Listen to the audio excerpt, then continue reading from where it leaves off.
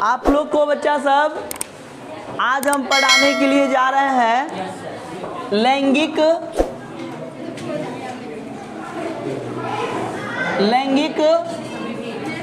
असमानता। क्या पढ़ाने जा रहे हैं? लैंगिक असमानता। और इसी को ही कहते हैं हम लोग क्या? लैंगिक विभेद। नहीं ना? देखिए आप थोड़ा समझिए। लैंगिक असमानता है दुराचारी आत्माओं। इधर ध्यान दीजिए सब लोग। जहां तहां आत्मा भटक रहा है सबको एक जगह ला करके यहाँ ध्यान केंद्रित कीजिए आप लोग। देखिए आज हम लोग को बच्चा सब जो पढ़ना है वो पढ़ना है लैंगिक असमानता और लैंगिक विभेद के विषय में पढ़ना है ना? तो बच्चा सब लैंगिक जो बना है वो किससे बना है? लिंग से बना हुआ है। किससे बना है? लिंग से, है ना? किससे बना? लिंग से। और बच्चा सब आप लोग को ये भी पता होगा कि असमानता और विभेद। असमानता का मतलब बच्चा सब किसी के साथ अच्छा व्यवहार और किसी के साथ खराब व्यवहार, है ना? किसी के साथ अच्छा व्यवहार कर रहे हैं तो किसी के साथ क्या कर रहे हैं? खराब व्यवहार कर रहे हैं। तो यह स्थिति क्या दिखाता है बच्चा सब? असमानता को दिखा रहा है। किसी को बच्चा सब किसी से ज़्यादा प्रेम करते हैं और किसी से बच्चा सब अगर नफरत करते हैं तो ये भी चीज़ क्या दिखाता है बच्चा सब? असमानता दिखाता है। अब बच्चा सब विभेद भी तो वही कहलाता है। विभेद का मतलब होता है बांटना। विभेद का मतलब क्या होता है? बांटना। तो अब हम लोग जानेंगे कि आखिर लैंगिक असमानता और लैंगिक विभेद क्या है। अच्छा से एकदम अगर ध्यान दीजिएगा तो हम गारंटी ले लेते हैं कि बच्चा सब आप लोग को रटना नहीं पड़ेगा जिस तरह से समझा रहे हैं। समझिए तो लैंगिक जो बना बच्चा सब वो किससे मिलके बना? लिंग से मिलके। और हम लोग ये जानते हैं कि लिंग मुख्य रूप से दो तरह का है ना? एक होगा बच्चा सब क्या? स्त्री। क्या होगा? और एक क्या होगा? पुरुष। नहीं तो बच्चा सब एक बात बताइए, हम लोग को पढ़ना है लैंगिक असमानता के विषय में। और लैंगिक बना किससे? लिंग से मिलके बना। और लिंग मुख्य रूप से देखने को मिल रहा है स्त्री के रूप में या पुरुष के रूप में। तो हमेशा विभेद हो रहा है या फिर असमानता होगा तो किसके बीच होगा? स्त्री के बीच होगा। और किसके बीच होगा? तो जब स्त्री और पुरुष के बीच असमानता का भाव जब प्रकट होता है या फिर जब किसी क्षेत्र में स्त्री को पुरुष से कम, है ना, या पुरुष को स्त्री से अधिक समझा जाता है तो इसके कारण किसी क्षेत्र में होने वाला असमान भाव क्या कहलाएगा? असमानता। कहीं कहते हैं बच्चा सब कि स्त्रियां पुरुषों से कमजोर है ना? हमारा समाज क्या है? पुरुष प्रधान समाज है ना? हमारे समाज में जो है बच्चा सब पुरुषों को ज़्यादा जो है आत्मनिर्भर माना जाता है। किसके अपेक्षा? स्त्रियों के अपेक्षा। तो स्त्रियों को कम आंका जाता है, पुरुषों को ज़्यादा आंका जाता है। तो ये अंतर हम लोग दिखा रहे हैं। तो ये अंतर क्या दिखा रहा है? विभेद दिखा रहा है। क्या दिखा रहा है बच्चा सब?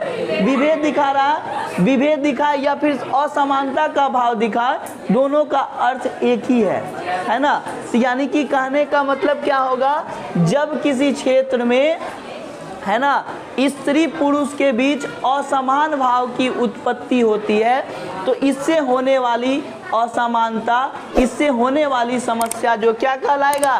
लैंगिक असमानता और लैंगिक विभेद, है ना?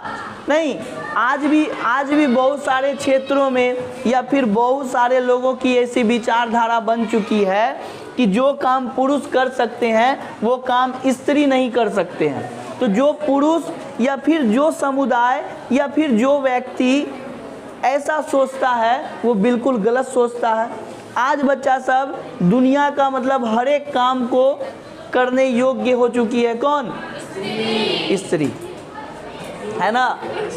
और आपको पता होना चाहिए बच्चा सब कि हर एक काम को, यहाँ तक कि राफेल को उड़ाने में भी बच्चा सब, है ना, यहाँ तक के लड़ाकू विमानों को उड़ाने में भी जो है हमारे देश की जो स्त्रियाँ जो है वो टॉप मोस्ट पर है ना। जापान में बच्चा सब अभी जापान के साथ और अपने देश के साथ जो है अभी मतलब लड़ाकू विमानों का अभ्यास चल रहा है। तो अपने देश के तरफ से जो है अपने देश की जो एक लड़ाकू विमान की जो पायलट है अवनी चतुर्थी बच्चा सब, वो जाकर के उसमें पार्टिसिपेट की है पायलट के रूप में, है ना। दो देशों के बीच जब अभ्यास जो होता है तो उसमें भारत के तरफ से वो गई है अभ्यास करने के लिए, है ना। तो कहने का मतलब है कि अगर किसी क्षेत्र में स्त्री पुरुष के बीच ज़्यादा अंतर समझा जाता है तो उससे होने वाली असमानता को हम लोग क्या कहेंगे, लैंगिक असमानता कहते हैं। अब ये जो असमानता है बच्चा सब किसी भी क्षेत्र में हो सकता है, चाहे वो राजनीतिक क्षेत्र में हो सकता है, चाहे वो आर्थिक क्षेत्र में हो सकता है, चाहे वो किस क्षेत्र में हो सकता है बच्चा सब, सामाजिक क्षेत्र में। तो ये ऐसी समानता किस किस क्षेत्र में उत्पन्न होगी, राजनीतिक क्षेत्र में उत्पन्न हो सकती है ना, सामाजिक क्षेत्र में उत्पन्न हो सकती है ना, तथा आर्थिक क्षेत्र में उत्पन्न हो सकती है ना, आर्थिक क्षेत्र में उत्पन्न हो सकती है ना। तो बच्चा सब जो कुछ भी समझ गए ना आप लोग, क्लियर हुआ। तो अब हम लोग इसको मतलब कि लैंगिक असमानता को पढ़ लिए। अब हम लोग इस टॉपिक के बाद जो है पढ़ेंगे धर्मनिरपेक्षता, है ना। अब हम लोग पढ़ने के लिए जा रहे हैं धर्मनिरपेक्षता।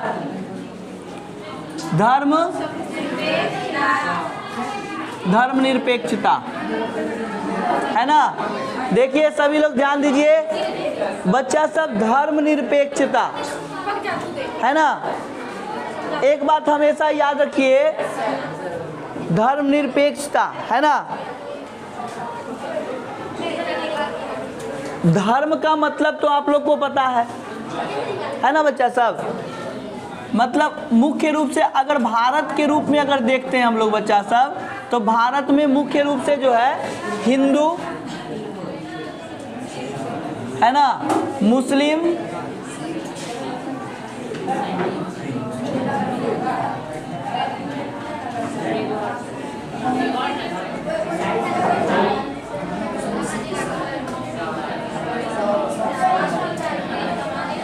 है ना बच्चा सब।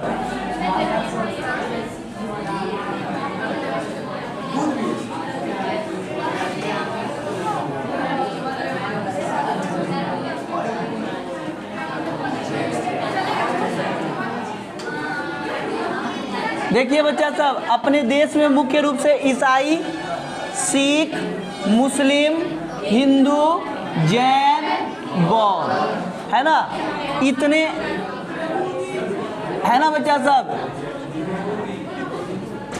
इतने धर्मों के लोग अपने देश में रहते हैं ना।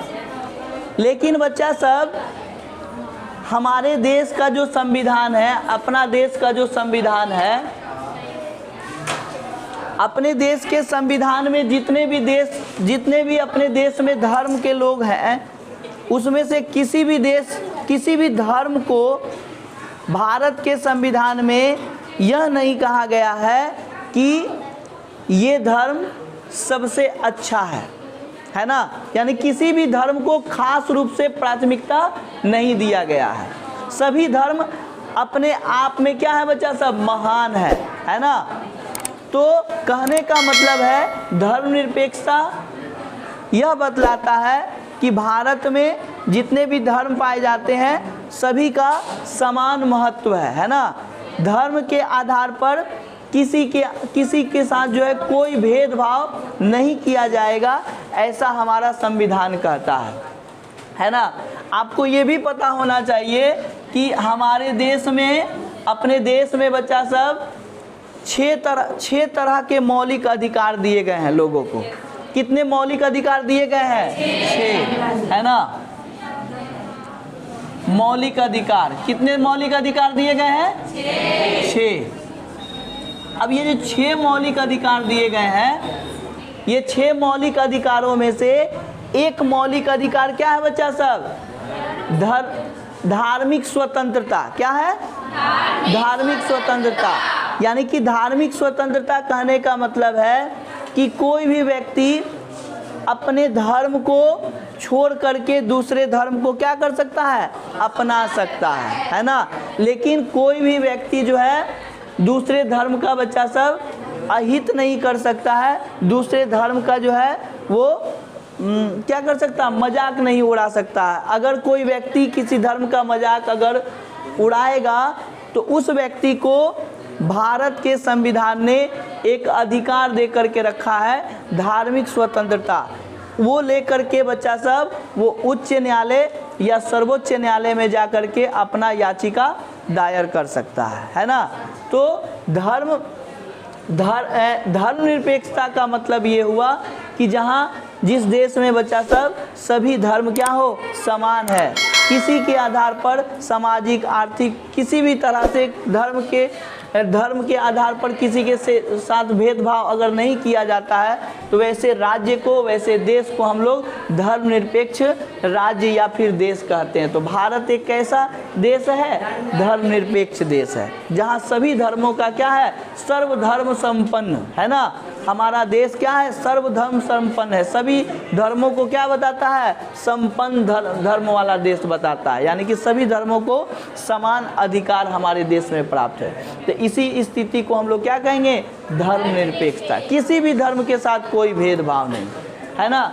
जैसे कि बौद्ध और जैन की अगर बात करते हैं तो हमारे देश में बौद्ध और जैन जो है बच्चा सब वो अदर धर्म में अलग, मतलब कि हिंदुओं की अपेक्षा, मुस्लिमों की अपेक्षा, सिखों और ईसाइयों से तो कम है ना उनकी आबादी, है ना। बहुसंख्या कौन है? हिंदू। बहुसंख्या कौन है? हिंदू। लेकिन हिंदुओं को जितना अधिकार धार्मिक क्षेत्र में प्राप्त है उतना अधिकार बच्चा सब बौद्धों को, जैनों को, है ना, मुस्लिमों को, सिखों, सबको वो उतना अधिकार प्राप्त है। यानी कि संविधान किसी के साथ कोई भेदभाव नहीं करता है। वैसी स्थिति को ही हम लोग क्या कहेंगे? है धर्मनिरपेक्षता कहेंगे, है ना। अब यहाँ थोड़ा सा ध्यान दो। धर्मनिरपेक्ष जो है बच्चा सब, जैसे कि आप लोग को ये भी बताए थे कि जब हमारे देश का जब संविधान बन रहा था तो हमारे संविधान को जो लिखने वाले विद्वान लोग थे जो है ना, उन विद्वान लोगों में बच्चा सब जैसे कि बाबा साहेब भीमराव अंबेडकर थे वो विद्वान लोगों में। और अंबेडकर जी के बाद अगर कोई ज़्यादा विद्वान था बच्चा सब तो वो BN राव थे, है ना। BN राव थे, है ना। तो भारत का संविधान लिखने वाले जितने भी लोग थे, जितने विद्वान लोग थे, उन्होंने दुनिया के 60 देशों के संविधान का अध्ययन किया। कितने देशों के संविधान का अध्ययन किया? 60 देशों का संविधान का अध्ययन किया। और 60 देशों का संविधान का अध्ययन करके उन देश के संविधान में जो सबसे अच्छा कड़ी था, है ना, सबसे अच्छा जो स्रोत था बच्चा सब, उसको ले करके अपने देश के संविधान में जोड़ने का प्रयास किया। तो धर्मनिरपेक्ष की भावना भी जो है सर्वप्रथम अमेरिका में प्रारंभ हुई थी। तो अमेरिका से ही धर्मनिरपेक्ष की भावना को लेकर के भारत में रखा गया और तब से बच्चा सब ये भावना जो है आज तक चली आ रही है ना। तो धर्मनिरपेक्षता का मतलब होता है जहाँ सभी धर्मों का सम्मान हो, किसी भी धर्म के साथ कोई भेदभाव न करने की नीति, न करने की स्थिति को ही हम लोग क्या कहेंगे? धर्मनिरपेक्षता कहेंगे। ठीक है ना।